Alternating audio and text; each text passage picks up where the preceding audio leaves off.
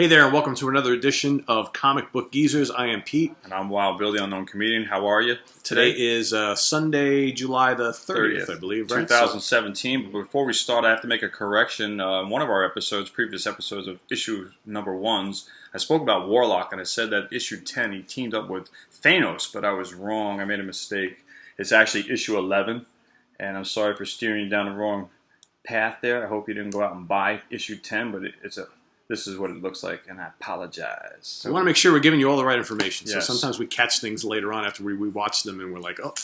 Made a mistake. Yep, I'm exactly. human. So, but at least we bring it to your attention. Yeah. So last week, we told you, last week we kind of covered a non-original Marvel character in Dracula, right? Tomb of Dracula series, and we said we were going to do another one this week. So we're going to talk about, of course, Conan the Barbarian, who is not a Marvel-owned property, but they bought the rights to publish stories in the early 70s. Speaking of stories, this was given to me by a friend of mine in the early, mid-1980s. And I thought this was a novel, but it's actually a collection of short stories accumulated. But when you read through this, it reads like a novel. There is no jumping around. It's a very smooth book, the storyline. The artwork is by Frank Frazetta. Very cool. Frank did all the covers for the Conan books, I believe, and he was a fantastic artist. And all the paperbacks that came out, was this Avon or Ace? So all the Ace paperbacks that came out, I believe, in the mid-late 70s, Frazetta did all the artwork for those. And they're very cool. He also did a lot of posters as well on the same Barbarian concept artwork, calendars, classic artwork. This particular paperback here covers some classic stories by Howard, and we're going to talk about Howard, the author, in a second. But more importantly, we've got the Tower of the Elephant, which you're going to hear about a few times in this show here today. God in the Bowl, Rogues in the House, and The Hand of Nurgle. These are all original Howard storylines. There's a couple from Elsprague de Camp in here as well. But, like Bill mentioned, this reads like a novel because most of the Conan the original Howard stories of Conan were all basically short stories. He only really wrote one lengthy novel. All the rest were short stories. So, and they all kind of continued on from each other through Conan the Barbarian's escapades. And so, who's Robert E. Howard? Who's Conan? So, Howard was a young novelist who kind of came to fame in the very early 30s. He wrote these like science fiction and fantasy short stories. Solomon Kane and Kull were his first creations, and then he created this other character called Conan the Barbarian, who was kind of based on the Kull character, but a continuation. And Conan was a barbarian son born in Cimmeria, in this fabled land of Hyboria, which was, this obviously made-up land that kind of came after the fall of Atlantis. So we're talking about, way before modern civilization. Ancient times. Ancient times. And, Mr. Howard had quite the creative mind. And so he was writing these stories for Weird Tales. It was like a newspaper or a pulp magazine, that sort of thing. And he wrote this whole series of short stories based on the Conan character. But by, 1936... his mother was really sick. And she passed away. And he just couldn't deal with it. Apparently, he was depressed. And just walked outside and shot himself in the head, and that was the end of it. But he had a lot of other works that were kind of in progress. Unfinished, that were later published or taken upon by other writers and finished. So if you really want to investigate the Conan character apart from the comic books and really understand what he's all about, I highly recommend these Del Rey collections. The first one is called The Coming of Conan the Cimmerian, and this has a boatload of the classic tales. Like, in other words, The Frost Giant's Daughter, God in the Bowl, The Tower of the Elephant. Like I said, you're going to hear about these a lot today. The Scarlet Citadel, Queen of the Black Coast, Black Colossus.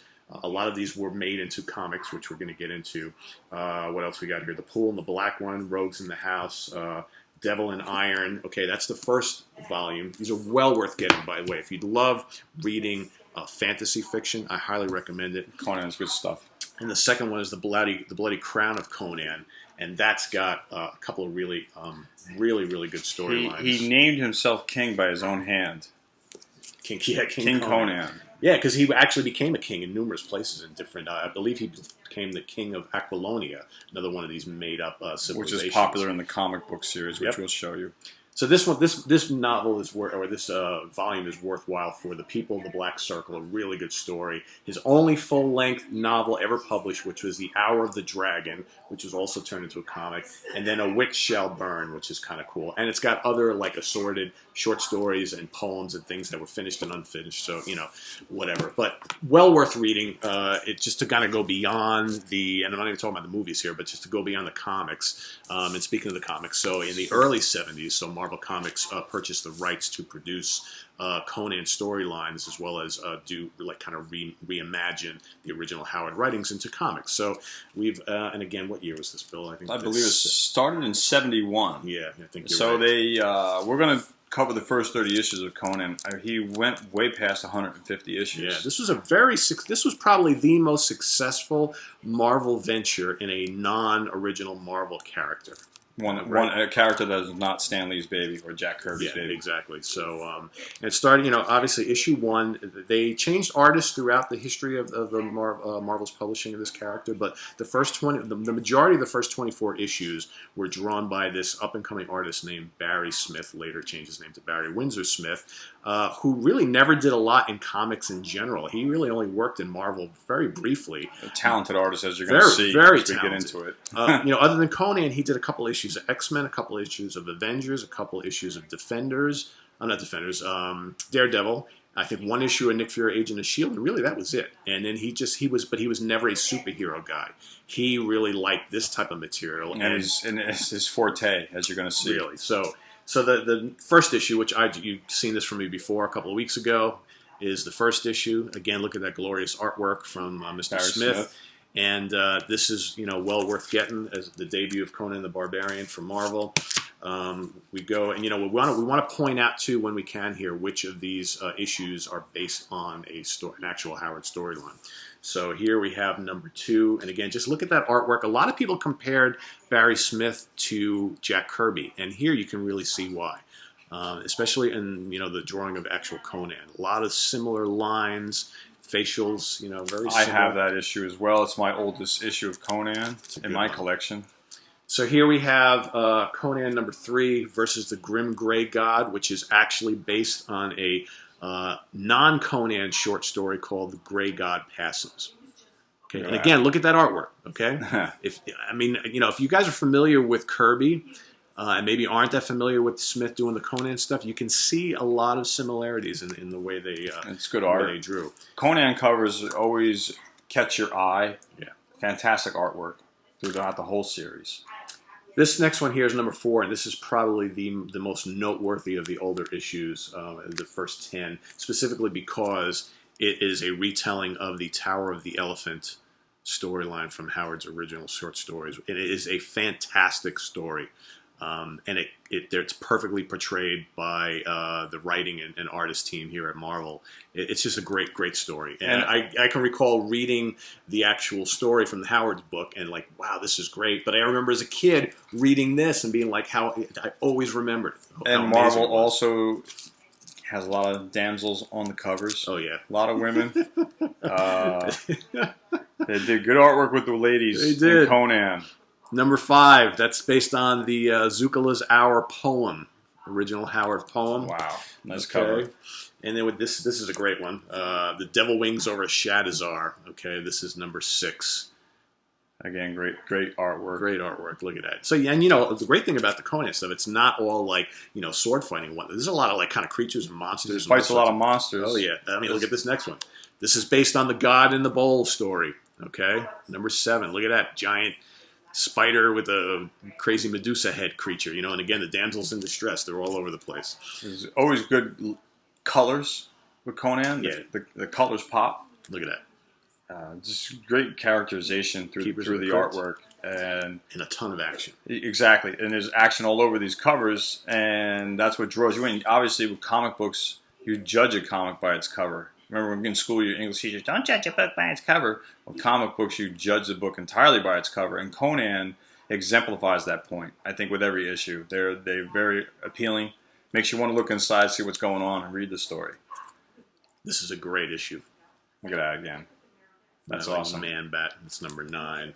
Number 10. So here you have, whenever one of these early 70s issues, when you see it says 25 cents, it means it's basically like a double size. Like a king size issue. Yeah. So this is good. They're fighting the bull god. This is all That's new awesome. Marvel story. And the great thing about these is, like, again, they didn't do Howard-based stories every issue, but they did a damn good job of staying in line. They kept in line with what the character was all about, so they didn't go off too far on a tangent. This is based on one of my favorite Conan stories, which is called Rogues in the House, which actually Bill has read because it's in that little book we showed you before. This is where he fights that kind of like ape god that lurks down in the crypts. It's a great, great story. Yeah. Here we have, and this is not a Barry Smith drawn cover, number 12. Okay. But he's back for issue number 13, Web of the Spider God. That's nice. And okay, so the next two, very interesting. So Marvel decided to do somewhat of a crossover here on the Conan book. If any of you are fantasy fans and have read any of the Michael Moorcock fantasy books from, I believe, from the late 60s, early 70s, he had a character called Elric. So what they decided to do is bring Elric from Moorcock's books into the Conan storyline here. So here we have the first one called The Coming of Elric, a sword called Stormbringer for number 14. There's Elric right there. So they initially fight and then they team up. Okay, and then here is the second part of that. Another great cover. Another really good cover. Really, really interesting concept to bring these two kind of characters together like that. Yeah, team them up. So here we have another classic Howard storyline for number 16, which is based on the Frost Giant's daughter. Great story with these giant guys who he meets out in the snow. He gets kind of duped by this young lady here. Very, very, very cool storyline. Number 17, The Devil of Baal Sagoth. This is also a good one. And then number 18, I like this one a lot. Great cover. These are all Pete's books, by the way. I have 12 and 17. Yeah, that's Bill's next on Bill's agenda is to beef up his Conan. Well, I had one. So you're up next, number 19, sir. I have a lot from 30 through 60. This is issue 19, which Pete doesn't have, so I bring it out. It's part of my collection. It's a good one. And moving back to Pete with number 20. Number 20. So we've got the Black Hound of Vengeance, Mr. Smith at work once again on that cool and cover. I have this one as well. But what's the point of putting two up with the same? So this is one of my favorite covers, and they actually kind of reproduced this on one of the giant size issues. And I think I left that upstairs. Did you? Yeah, it's That's upstairs. Right. So the original, I believe it was the original king size. Yeah, I must have it upstairs. The original king size basically reproduced this cover, but basically down below he was like sitting in water. So like it was, instead of him on grass here, you can see here he's got all these dead soldiers and grass. On the king size one, they basically take a very similar approach, but the dead bodies are like lying under a little bit of water. I'm really pissed that I didn't bring that down because that's a classic cover. So that was number 21. The next couple, neither one of us have, and those are the debuts of Red Sonja, and they're worth a lot of money. They're hard to get a hold of. But we've got that on our wish list, so we need to kind of do that. Next, so we're going to jump ahead to 28, which is the Monster of Zimbabwe. look at that creature. Go a little closer. Yeah, man. Look at that creature. The ape man with the tusks. I gotta love that. That is cool. And then Bill's got number 29. 29. I just picked this up about 4 months ago, and again, great artwork, and I needed it for my collection. And then last is number 30. Number 30.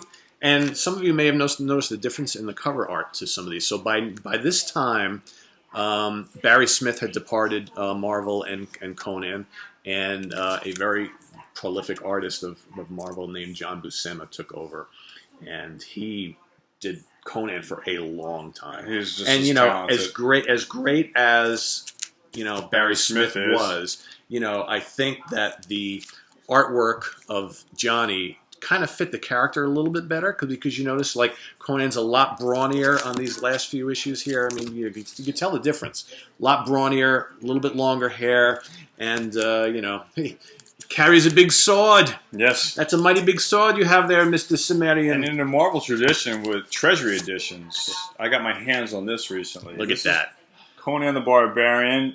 That is an iconic Barry Smith cover work right there. Here's the back cover as well. Look at that. Look at that. That's the entire. I mean, this is something you want to hang on your wall. Yes, that's a poster. Yes, right. And if I can show you briefly inside, Try and flip through it. It's so big, it's hard to even get on there. This has the Rogues of the House, which was in the novel. Yep. That I showed you.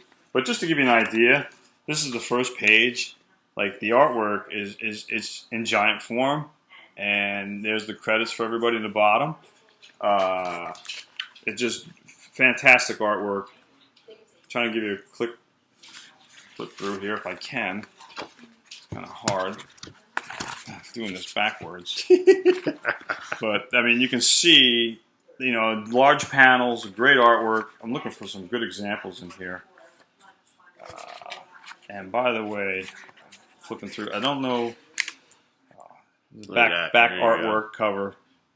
And then... But wait, there's more. There's more, that's right. That was issue number 4. They used to number the Treasury Editions. The first one was number 1 with Spider-Man. Look at that cover. This is number 15. That's a John Buscema cover art. And again, the back cover is awesome. Look at that. Now, Pete was also talking about the Fabled Land. And this, they actually give you a map. That's a map of Hyboria. This is awesome. Now, this book is good because it has a popular female character, Red Sonja. And this is Barry Smith artwork. And then there's also Sal Buscema in here. Other stories. Check out the way they draw the monsters, you know. It's just really, really good. And this is like 4 different issues, I should say. Yeah, very cool reprints. They did a nice job. Look at that, look at that. Yeah, that's pretty glorious. That's, you know, and these were $1.50 back in the day. It's a lot of money, you know, we were young kids. For a comic, for comics that were 20 cents, I'm looking for also good artwork here. Yeah, I mean, it's just, you know, they don't make them like this anymore, you know? They don't. So, I paid $10 for this, for both of these, which I think is a pretty good price for today's standards. And I'm just looking for another example. I mean, like, even like the guy on the horse, I mean, it's just really, really good artwork. So, I'm not disappointed. And let's see if we got something else I can show real quick. Okay, again, the artwork, it just stands out. So, I could show you every page if I could, but we don't have the time. We're comic book users, we could talk about comics all day. They also moved, the popularity of Conan was so well that by the early 1980s, they created another title called King Conan. But I only have 3 issues. This is issue 10. But again, the way they draw the monster, you know, he's inside the jaws of this dinosaur. And they were priced at $1 when comics were probably about 50 cents. So these are like double-sized issues. They're about 48 pages. Not a lot of advertisements in them. What was that, 1980 on those? 1980, I believe. Okay. Look at that cover. This is the 3rd one. This is it. I only have these 3 issues. Sometimes you get lucky at Comic-Cons and find these for $1. And so I jumped on them. Worth getting. So Pete has a couple other stuff. Yeah, so throughout the 70s and the early 80s, they did a lot of like giant size and annuals and king size. I got a bunch of them. Like I said, I forgot to bring one down, like the very, very first one. But here's here's the first giant size, all right? And here's number 2. This is a good cover. Oh, yeah, this is great. Haunter of the Pit. Bring him up a little closer so you can see. Again, great artwork. Yep. He's got a few of these. Fury of the Iron Tower. This is number 3. And you notice the artwork's a little different here. Yep, exactly. Not Barry Smith. No, yeah. This is the John Buscema era. Here we go. The Wrath of the Wizard, number 4. Nice. Now, this next one is noteworthy because, to my knowledge, this is the only cover of Conan drawn by Mr. King Kirby himself. Jack Kirby. So you look at that, I mean, it's unmistakable. You can always tell Jack Kirby by the jawline. Yes. His jaws are always squared off, you know, like unmistakable. Yep. But he's a classic artist for comic books. And then number 4, which is the Mark of the Minotaur. All right. Another cool one. Again, damsel in distress. Conan with his array of weapons, and sometimes his best weapon were his 2 hands. He could use anything as a weapon. The 70s was so full of Conan stories with Marvel. So not only did they do the Conan the Barbarian color series, but simultaneously they also did this black and white magazine series called Savage Sword of Conan. You've heard us talk a lot about in recent weeks about these black and white magazines that Marvel had. So neither one of us have any of the individual issues, but I went out and bought these really cool Dark Horse collections of a Savage. lot of the early, I believe the first 30 Issues. Savage Sword of Conan issues from Marvel. This is volume 1. Look at that great cover art. It's as Looking thick on as the a phone back. book. Yeah, I mean, and I haven't read these yet. I've had these for a few months. That keep you busy for a couple months. just I thought the covers for those magazines were fantastic. And they were in color. Yeah. Black and white on the inside artwork. Yeah. But great storylines. A lot of Conan fans were buying those magazines. Look at that. Look at that. Wouldn't you just love to own that, the actual magazine, and see the cover art of that? I mean, the colors are really great. That's just beautiful. So I've got the volume 1, and again, I don't, like I said, I think, so this is issues 1 through 10 in this one. Of so the I have magazines. Yeah, so I have the first 20, and this is volume 2. They got all sorts of other volumes. They're very Look at affordable. Look at that. Bring that up close. Just the way they do that artwork. What do you got This in is the back phenomenal. On the back, got the bloody axe. Yep. Just buried it into somebody's. Look at that. So, you might ask, why do a black and white comic when you got a color one going? Well, because they could push the boundaries a little bit in the black and white. And it was easier to produce, cheaper to make. Didn't Cheaper have to to pay for ink and colorization. Faster to produce and get off the I presses. think, what were they, $1? I'm trying to remember what those issues. Either $1 or $1.50, somewhere Something around like there. that. So, but again, allowed to push the boundaries a little bit more blood, a little bit of sex, A little more explicit adult material. yeah. But You kids know? were still buying. I have a whole bunch of They'd the sell Hulk them. ones, It wasn't like the you had Howard to the be Duck 18 to ones. get them, Yeah. But they were definitely written for an adult audience. Yeah, So that pretty much wraps it up. that wraps it up. We got favorite covers. Favorite Right? covers is coming up, so I'll kick it off with keeping in line with the theory of the theme of Conan. Yeah, I like this issue that's 56. a beauty. And I got this for $1 last year at a Comic-Con, and I was like, wow. And I only had one issue of Conan. Now I have several, but most of my collection is between 30 and 60. My first Conan and only one in my collection was 71. And then I love this cover. I picked this one up, and it's just, the tree is alive. And got again, the woman in the the mouth. damsel in Yeah. distress. Look, she's in his teeth, The tree has teeth, and Conan's all snagged up in the vines of the tree. And look at all branches. the skeletons all like within the tree. Yeah, as well. down That's by a my wild fingers here, cover. the Yep. skull, the rib cages and all. A great cover. Yep. And then this one's special. This one I paid a pretty penny for. But, this is Neil Adams. Yeah. So this is the cover. I think just Neil did the cover on this. I'm not sure he did the artwork on the What inside. issue number is that again? This is 37. You know what? Let's answer that question right now. Yeah. Who the artist is on the I inside. take the time Here to you break go. it I open. can't read on my glasses. What I does that do. say? Let's see. Is it the second Nothing page? on the first. Probably on the second page. Nothing. I love when they do this. It's a mystery. Jeez, Here we There go, page 4. Neil Adams, Neil Adams is Written and by while Roy we open Thomas. up, we'll show you written by Roy Thomas. again. Great artwork. So those are my 3 All right. favorite covers. I Now only, it's I only Pete's have turn. 2. So actually, this first one I'm going to show you was actually the first ever issue of Conan that I bought when I was a kid. And it's issue number 32, and I I have love this this as well. cover. I mean, look at that. Like, That's great. I don't even know what you call the harpy. Sea hag is what I'm going to call her. Right, exactly. She basically lures him in, like in the what was that Greek mythology of the sirens on the island? The sirens, yes. She lures him in, and then she basically tries to kill him when she's Yeah, on she's the like water. this She's a sweet- monster in she's a disguise, sweet creature. dressed, disguised as this raving beauty. And this one here I actually picked up about a year or so ago. I like this cover, great too. cover, number 36. Look at that rock man, That one, the Rock Stone God? God. The Stone Stone God. God. You made know, of rock, My, that's a big axe you have, Mr. Sumerian. and it broke some of his stuff. His guy is solid rock. Yeah, exactly. So that pretty much wraps up our Conan episode for Comic Book Geezers. I'm Wild Bill signing out, saying peace. Thanks for being here. Pete, thanks for staying with us on this hopefully fun episode. We enjoyed And it. stay tuned for our next episode, We got a which is good going to one. be, we're going to go to the other competitor. We're going to go to DC Comics, and we're going to do an episode on Batman. So stay tuned for that one. So take Okay. care. We'll see you next time. Take care. Bye-bye. Bye-bye.